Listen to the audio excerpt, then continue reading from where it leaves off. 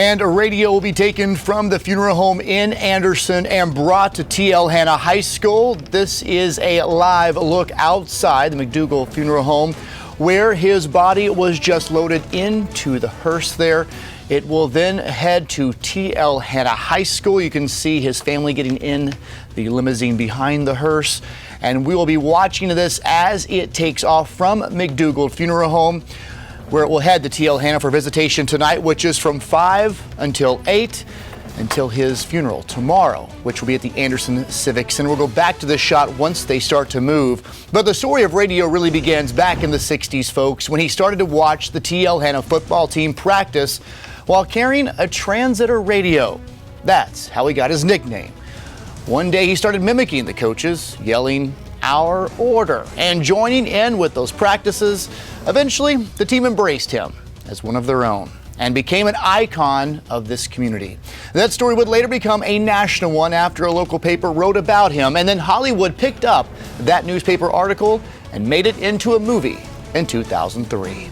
And we have team coverage as the viewing begins in just an hour. Radio's casket will be moved from McDougald Funeral Home in downtown Anderson to the school he loved so dearly. Matt Kaufax outside the funeral home, the casket there loaded behind him into the hearse there. So Matt, what have you been seeing? I see the hearse now pulling out behind you. Yeah, absolutely, Cody. If you want to follow me right here, you see the hearse is actually moving Radio's body just loaded up onto it.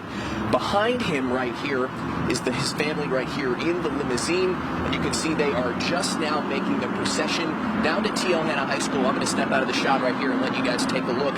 It is about 10 minutes down the road, so it's going to be a short drive, but you see he's got a police escort right in front of him right there.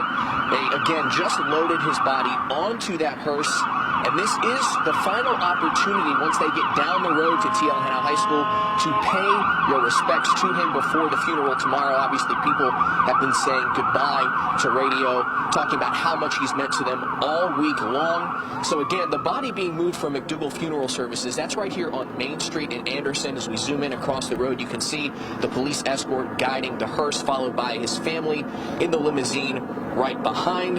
And we are going to have live coverage from t-l-hanna High School as well once the body gets there. But guys, it can't be stated enough the impact Radio had on the community here in Anderson and throughout South Carolina and the people in it. They say not so much in his words, but in his actions that amplified his big heart. And you saw just a short while ago those doors here in the funeral home open. They loaded the casket on. His family, still very emotional, got into the limousine right behind. They departed down the road. So stay with us for continuing coverage all evening into the night and tomorrow during the funeral service as well. Again, that procession just taking place. They should be at t-l-hanna in about 10 to 15 minutes. They've got that police escort guiding them, illuminating the way as they say Radio, his bright, big heart amplified throughout all. They're going to circle the football field. It's going to be great. So if you're around, you do not want to miss it. Obviously, this man touched so many here. For now, we'll throw it back to you guys. Thanks so much, Matt. As he just mentioned, Radio will soon be back